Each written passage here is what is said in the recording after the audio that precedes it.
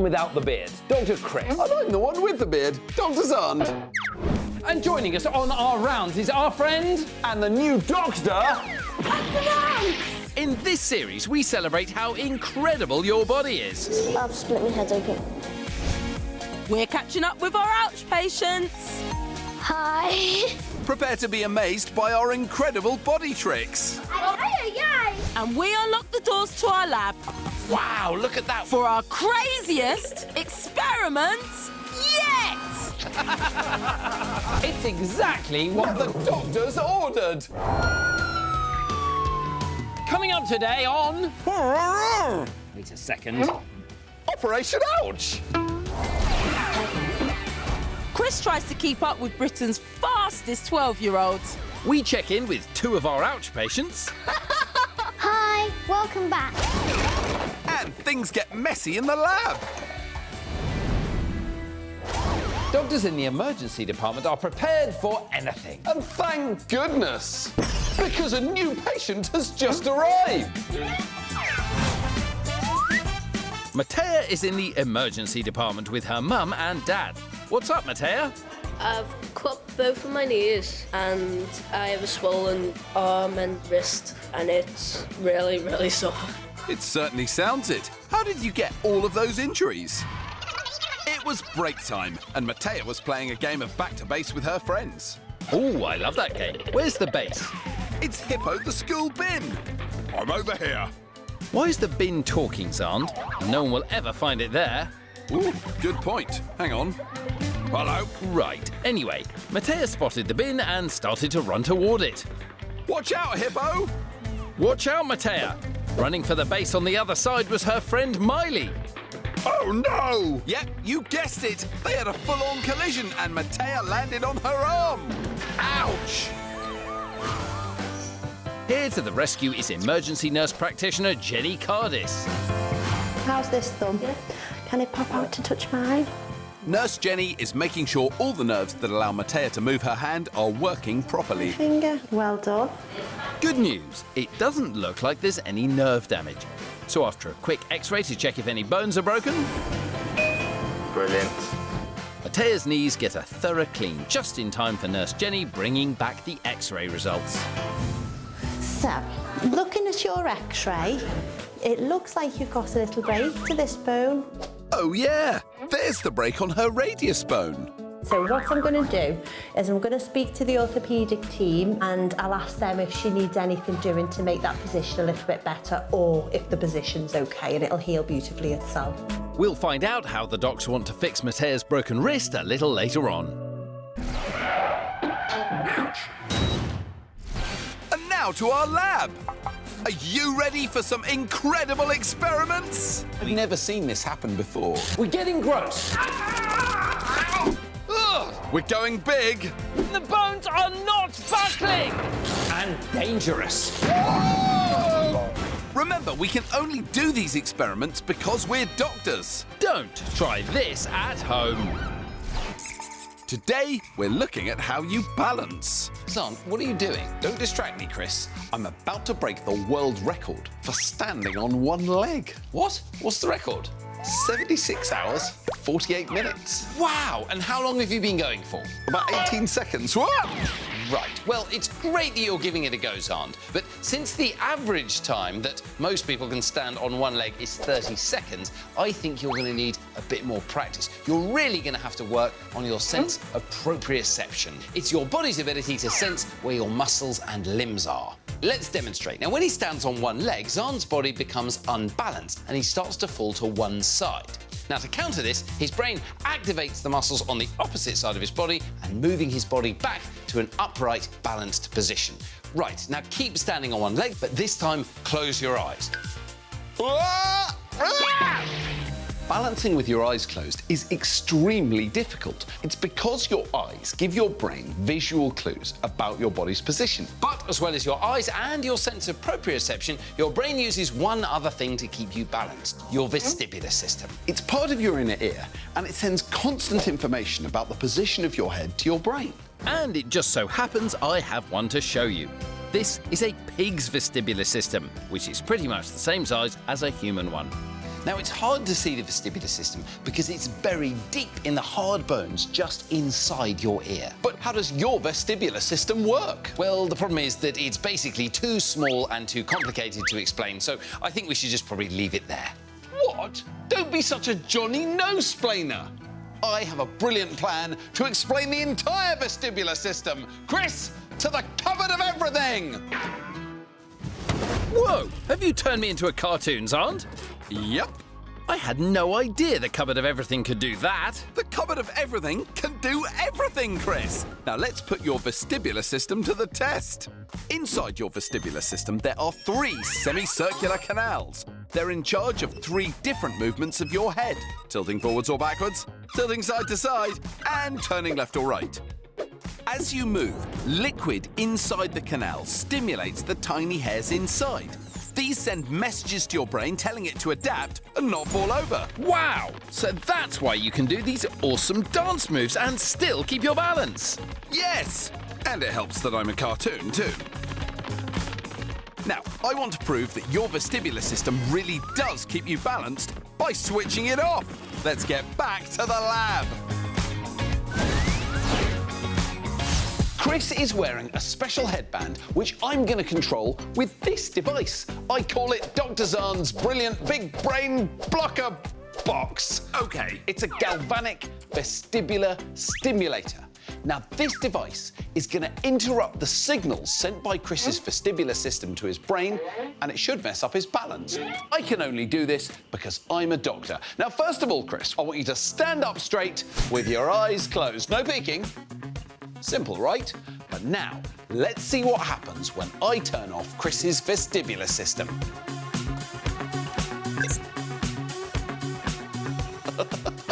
There you go. There you go. OK, well, look, I can basically stay balanced. I mean, I didn't fall over. But you struggled.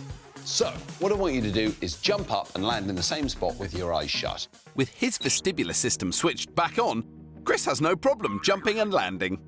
Simple. OK, now let's see how you do with your vestibular system off. Go.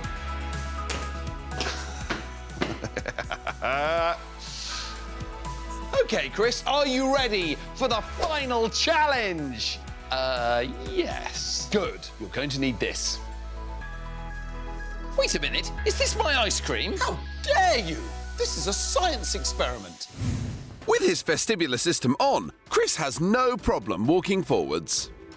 There we go. Easy. Let's see how he gets on when the signal is interrupted. Go! Chris! Chris! Your ice cream! I mean, my ice cream! So we've shown you that your body stays balanced thanks to your vestibular system.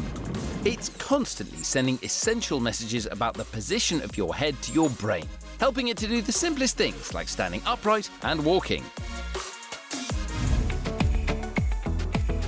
Well, it just goes to show that you can't serve the mid-afternoon snack without some help from your trusty vestibular system. You've got a little something on your face. Where, here? Yeah, I think you got it. Did I get it? Yeah, you mainly got it. Yeah, that's pretty good.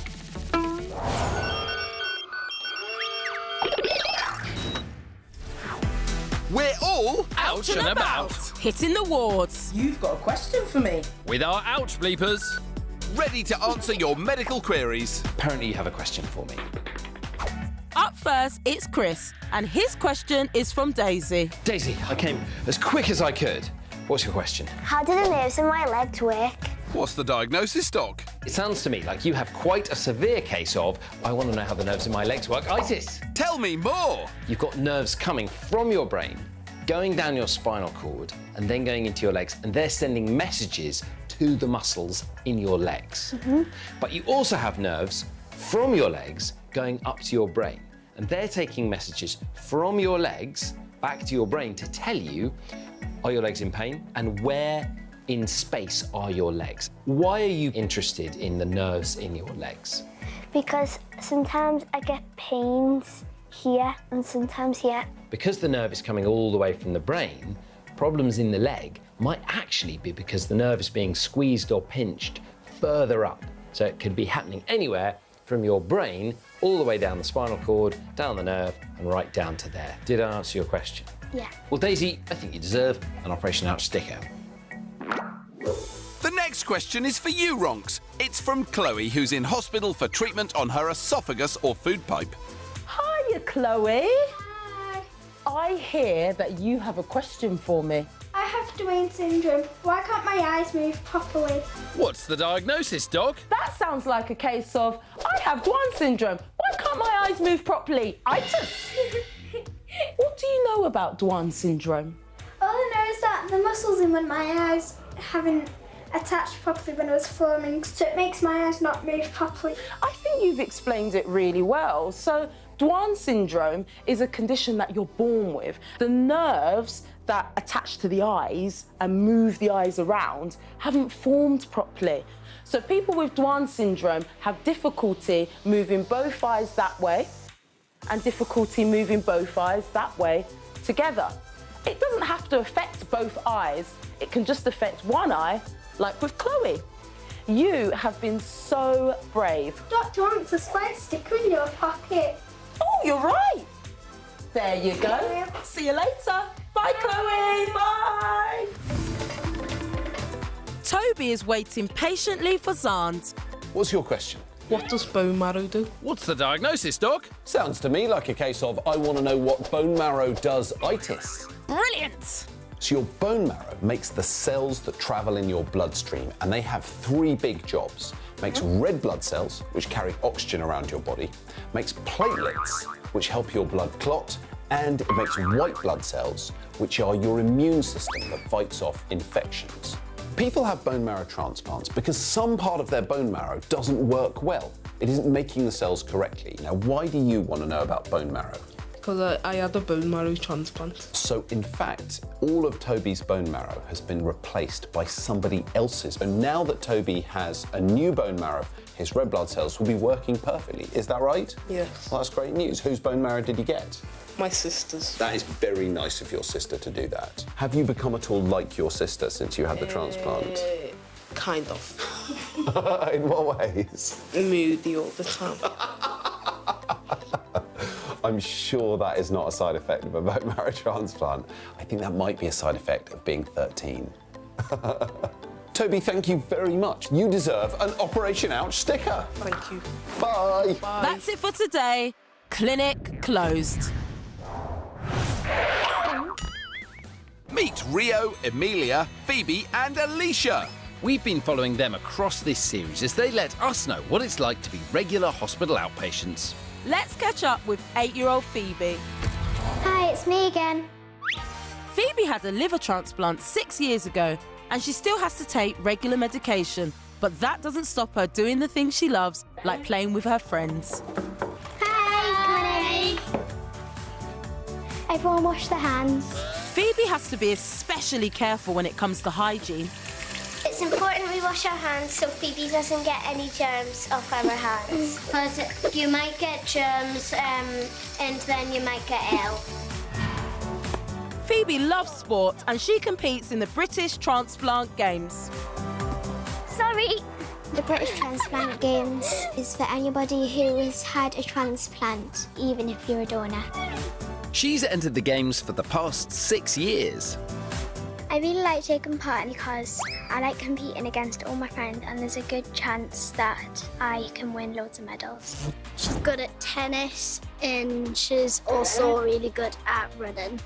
Phoebe doesn't let her condition hold her back. I've won medals in the past. I've got quite a few here. I won this one for badminton last year. I won this one for table tennis. I won this gold for running. I'm really excited for you to see me next time at the British Transplant Games. Bye! Bye! Chris, I really want to know what happened next to our patient in the emergency department. Well, Xand, we are about to find out, so panic not. Panic not. Oh, sorry, I stopped listening after you said panic. Earlier, Matthea arrived in the emergency department with lots of injuries, including a swollen wrist. Matthea was running around the school playground, playing a game of back to base, when she collided with her friend Miley and landed flat out on the ground. Ouch! An X-ray showed a break to the radius bone in Mattea's wrist. Now it's up to Dr. Rachel McCallin to fix it. Or we can just put a slab on it and keep it in this nice stable position so the bone can heal it up itself. Often, because you're nice and young, the bones knit together really well. So let's get that slab on. The wet plaster goes onto the top side of Matthea's arm lengthways and is then bandaged up. Once it's dry, Matthea can go home. How's it feeling? Nice, comfy. That's what I like to hear. Bye! Still to come on Operation Ouch. Keep looking straight ahead. We're in the emergency department looking at a sticky, icky eye. Chris feels the need for speed. Starting to see why you have an Olympic gold medal and I don't. But first... 1, 2, 3, 4. I declare a thumb war. Yes! Beat you again. There is no stopping my thumbs. What if I told you, Xand, that I had a trick to confuse your fingers and thumbs? Impossible! It's Dr. Chris's world-famous how to confuse your fingers and thumbs trick. I want you all to take your right hand and put your finger out like this as if you're pointing at something. Now, I want you to get your left hand and put your thumb up. Is anyone finding any of this difficult? No. Well, I'm going to show you a trick to get your fingers and thumbs mixed up. How am I going to make it hard for you to point with your fingers and put your thumbs up? Isaac, how would you do it? Just to do that. Just get your hands and hold them like that, OK? Well, you are wrong. That is not how we're going to do it. So, Xand, I want you to put your left thumb up, and I want you to point at that left thumb with your right index finger. Now swap them over so your right thumb is up and your left index finger is pointing at it.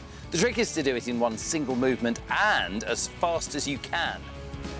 Quickly. Quicker, quicker, keep going. Doing it keep going. so quickly. quickly. Whoa, Xand, I don't understand. You were finding it really easy to point, lift your thumbs up easily. And Let's see if they can all do it. OK, so that's a good start. She's off to a good start. No, two there we go. thumbs. That's good, that's good. No, that's two thumbs. Two thumbs, just right. Two fingers. So does anyone know why this is so difficult? Kirsten, what do you think? Is it because when you're like got your thumbs up, you're not focusing on your point, so your brain is like what you're like wondering what you're doing because you're doing two things at the same time? You're doing two things at the same time. I think you're halfway there. It's because when you move a finger on your right hand, it's controlled by a bit of your brain called the left motor cortex. And when you move a finger on your left hand, it's controlled by the right side. And that's fine as long as both sides of the body are doing the same thing. But the minute you start asking one side of the body to do something different to the other side, it's hard for your brain to coordinate what it's doing. But the good news is you can get better at this as you practice more and more. It's Ouch patient time. Who is ready for another visit? It's 10-year-old Alicia, who has inflammatory bowel disease. Hi, welcome back. Last time we saw Alicia, she met a dietitian who gave her some advice about what to eat and how to try to put on some weight. Are you not hungry? Sometimes I feel hungry, but if I eat, then I feel like sick. My meeting with the dietitian went really well, and the dietitian has said that I should drink these milkshakes and smoothies. They have lots of energy in them. I have them at meal times, basically, so breakfast, lunch and dinner. I definitely like the summer fruit smoothie the best, since that was delicious. I'm going to have breakfast now. Me and my mum are going to make some pancakes, which is going to be really exciting. For breakfast, before I had gotten these milkshakes and smoothies, I was usually just drinking a glass of milk, but now I eat pancakes and these smoothies. We need flour. 1.5 cup, yeah? Yeah. Milk, eggs, and then whisk it all together. The topping that I'm going to put on it this morning is chocolate sauce because it's my favourite. Oh, yummy! Mine too. Making the pancake was really fun because I liked adding lots of different ingredients. I feel like that I'll have lots of energy. So now Alicia's eating a proper breakfast and drinking her milkshakes. She feels much better. I can go out on my bike more, go to the park and play with my friends a lot more too. Sounds brilliant, Alicia. We're looking forward to seeing you on your next trip to the park. I'll see you next time. Bye! Bye!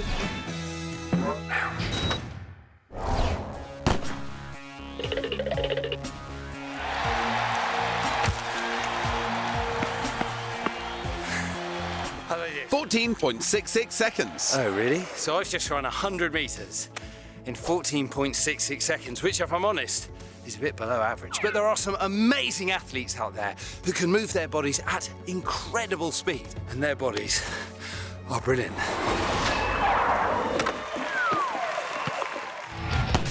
Meet Britain's fastest 12-year-old, Lily.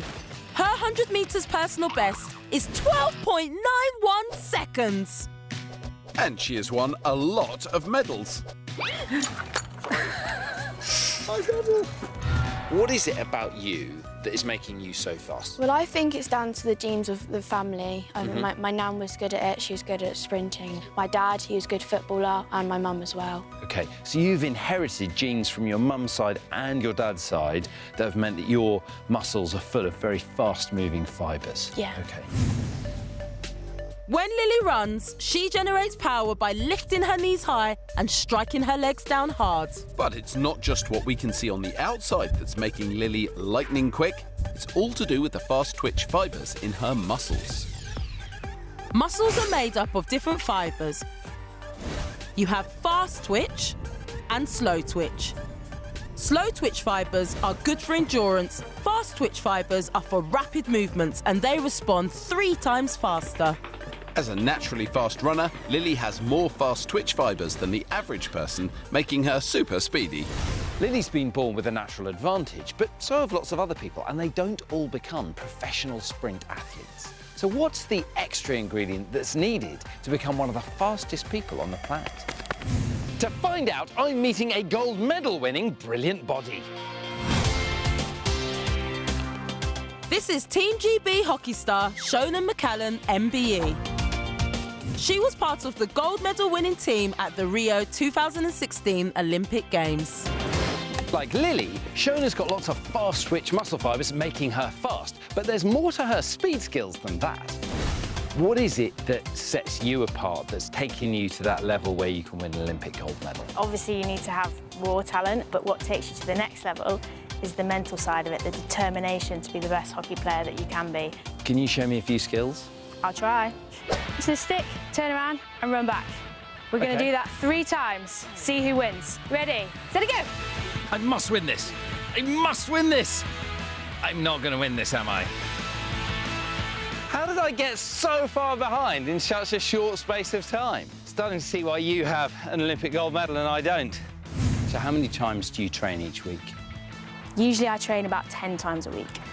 It's a lot of training. I've got faster as I've got older because that's something I've worked on. If you practice something again and again and again, you're going to get better. The speed Lily and Shona generate is amazing. They've both got lots of fast twitch fibres in their muscles, giving them rapid bursts of energy. But mental strength and determination is needed too, so they can become top of their game. Can I see your gold medal? OK then. Can I try it on? Yeah. Suits you. It does suit me, doesn't it? Yeah. Well, I am going to head home and put my feet up because I've earned it. Oi, Chris! That's my medal!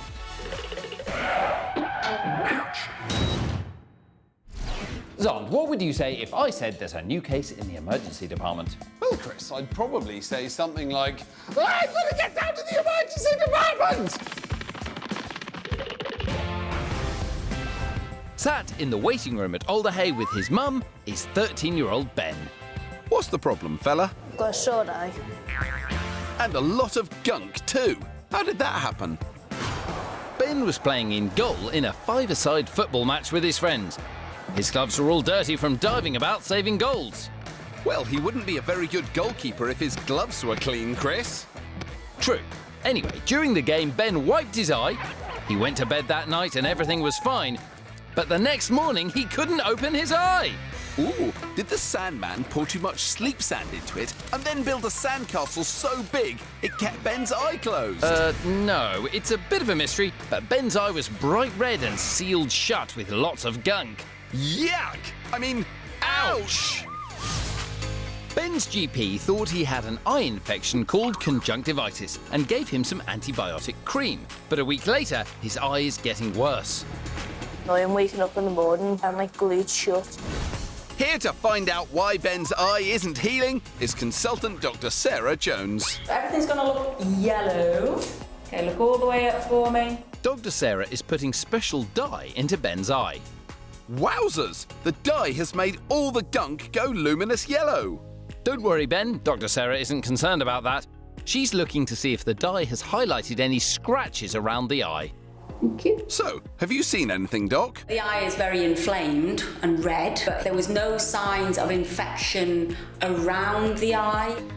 Ben's eye needs more investigation. Ooh, this is a case for a private eye ball investigator. Actually, Xand, Dr. Sarah has a better idea. I'm going to see if we can get in to see the ophthalmologist. Oh, OK then. An ophthalmologist probably will be better than a private eye. A few days later, Ben is back to see Dr. Steph Tew in the eye clinic. Just keep looking straight ahead. I'm just going to gently press, looking for any lumps.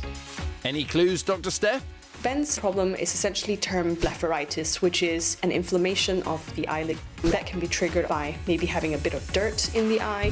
Ooh, you know what this is, Chris? Ben rubbed his eye with his dirty goalie glove. That must have done it. You're right, Xand. So how do you fix it, Doc? Clean flannel, soak it into some water and just hold it over your eyes closed, okay? Yeah. Okay. But I think things are moving in the right direction. I think the warm compress will help.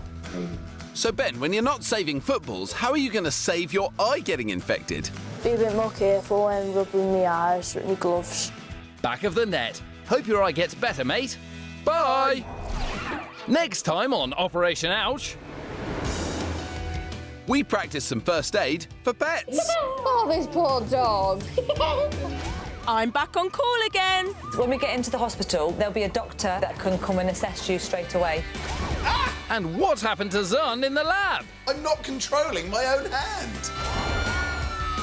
So we'll see you next time for more Operation Ouch.